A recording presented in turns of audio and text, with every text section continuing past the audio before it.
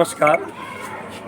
सच का सामना से मैं जितेंद्र कुमार अभी आप दिखाने का प्रयास कर रहा हूँ। सासाराम में मैं सतपुड़ागंज के गुरुद्वारा जिसे चाचा फागुमल के नाम से भी काफ़ी विख्याति प्राप्त है और सबसे पुराना गुरुद्वारा में है। और जैसा कि आप समझ रहे हैं कि यहाँ सबसे चर्चित, अगर सासाराम में जब आप आएंगे तो सबसे पुराना, सबसे चर्चित फागुमल चाचा जो गुरुद्वारा कमेटी का नाम आप जो देख रहे हैं और मैं दिखाने का प्रयास कर रहा हूँ। और आज खास बात ये भी है कि अमृतसर से सचिव महोदय भी पधारे हुए हैं, उनसे भी मैं बात कराने का कोशिश करूँगा। लेकिन पहले हम आपका परिचय। मैं यानी सतवंत सिंह प्रचारक श्रोमणी गुरुद्वारा प्रबंधक कमेटी श्री अमृतसर लगभग 10 साल से लगातार ही समय समय से यहाँ पे आना हुआ है अमृत संचार के लिए, प्रचार के लिए। और जब भी शताब्दी मनाते हुए जो महान गुरुपुरब मनाए गए उसके नगर कीर्तन आए हैं पंजाब से चल के, उसकी अगुवाई यहाँ की संगत ने बहुत सुंदर ढंग से स्वागत किया और तब भी संगत से मेल हुआ। पिछले साल भी बैसाखी खालसा साजना दिवस पे आना हुआ और इस बार भी गुरु महाराज ने कृपा की और संगत के दर्शन करवाए हैं। जो खालसा साजना दिवस संपूर्ण विश्व में विश्व एकता का एक पैगाम देता है, जो जातिवाद, ऊंच नीच, वहम भरम और पाखंड से निकल करके एक निरंकार परमात्मा अकाल पुरुष के साथ जोड़ता है और सारी मानवता को एक पिता एकस के हम बारक का संदेश दृढ़ कराता है। ऐसा पावन पर्व जिसे हम खालसा साजना दिवस के रूप में मनाते हैं, जिसने भारत का, हिंदुस्तान का इतिहास उसमें एक नई क्रांति लेकर के आए और सदियों से जो गुलाम लोग थे उन्होंने गुलामी को उतार के एक नया इतिहास का सर्जन किया।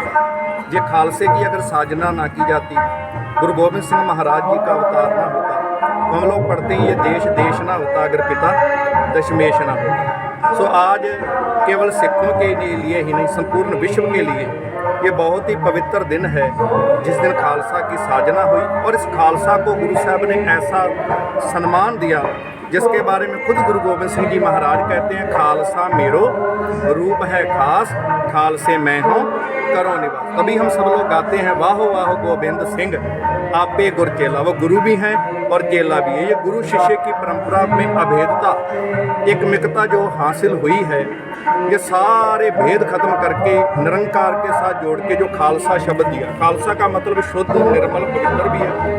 और मुगल काल में उस शब्द व्यक्ति के लिए भी खालसा शब्द जोड़ा जाता था जिसका सीधा संबंध बादशाह के साथ होता है। बीच में किसी जमींदार, किसी व्यक्ति, किसी अहलकार की जरूरत नहीं, सीधा उसका लेना देना हिसाब किताब बादशाह से होता, चाहे वो व्यक्ति हो, कोई जगह हो। तो गुरु साहब ने सिख का सीधा संबंध अकाल पुरख वाहिगुरु परमात्मा के साथ जोड़ के इसको भी वाहिगुरु जी का खालसा बना दिया। और आज बड़ी खुशी की बात है कि गुरुद्वारा चाचा फग्गूमल जी में हर साल की तरह सारी संगत, सासाराम बिहार की संगत, ये वैसाखी पर्व खालसा साजना दिवस बड़ी श्रद्धा प्यार से मना रही है। आपके इस चैनल के माध्यम से मैं संपूर्ण विश्व को श्रोमणी गुरुद्वारा प्रबंधक कमेटी, धर्म प्रचार कमेटी, मानयोग सकत्तर सरदार सुखबीर सिंह मेरे साथ खड़े हैं, यानी सरबजीत सिंह जी जो इंचार्ज है यहाँ धर्म प्रचार कमेटी की तरफ से मिशन के, भाई सरबजीत सिंह जी एडवोकेट साहब हैं, समूह प्रबंधक कमेटी सेंट्रल गुरुद्वारा प्रबंधक कमेटी चाचा फग्गूमल और श्रोमणी गुरुद्वारा प्रबंधक कमेटी की तरफ से संपूर्ण विश्व की संगतों को खालसा साजना दिवस की लाख लाख बधाई, लाख लाख बधाई। क्या कहेंगे, अमृतसर से जुड़ना इसके लिए कितना लाभकारी होगा और कितना अच्छा होगा? सबसे पहले तो आपके चैनल के माध्यम से महान ऐतिहासिक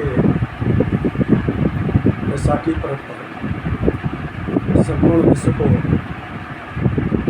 इस पर्व की लाख लाख बधाई है। और सासाराम के माध्यम से बिहार को एक नायाब तोहफा सेंट्रल गुरुद्वारा प्रबंधक कमेटी को के उद्यम से श्रोमणी गुरुद्वारा प्रबंधक कमेटी ने देकर इतिहास को रचा है। 2021 में सासाराम की संगत की आवाज़ पर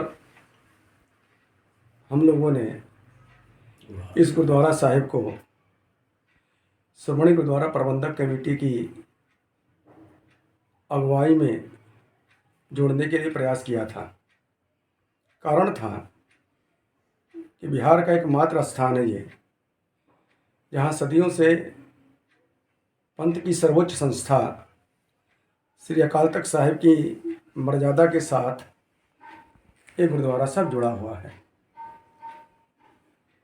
उसके साथ साथ बहुत से उतार चढ़ाव बीच में आते रहे।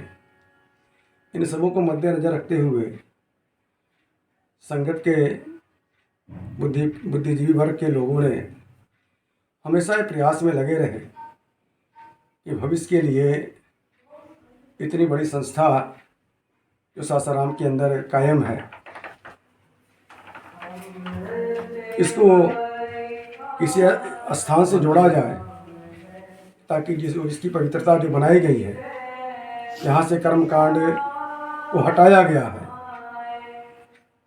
वो सुरक्षित रहे और आने वाले दिनों के लिए भी लोगों के लिए एक नया संदेश जाए। और सबसे बड़ी बात है, इस गुरुद्वारा से सिर्फ सिख ही नहीं, गैर सिख भी काफ़ी जुड़े हुए हैं। आप प्रतिदिन के दीवान को देखिए, आने वाले लोगों के यात्रियों की संख्या को देखिए, तो 50% ज़्यादा लोग वही होते हैं। और उनकी ये कसक थी, उनकी ये दर्द थी कि जिस पवित्रता को आप लोगों ने कायम किया है, वो कैसे आगे तक जारी रहेगा, कायम रहेगा। कैसे जो ये मर्यादा लागू हुआ है, जहाँ से कर्मकांड यहाँ से हटे हैं, एक बहुत सुहावना माहौल बना है। पीछे बिहार के अंदर बाढ़ आया, पीछे कोविड आया। कोविड में आपने देखा कि 24 घंटा 75 दिन का लंगर इसी गुरुद्वारा से चलता रहा। डिस्ट्रिक्ट मजिस्ट्रेट हों, जिला जज हों, विशेष तौर से थैंक्स अवार्ड्स समारोह का आयोजन किए थे।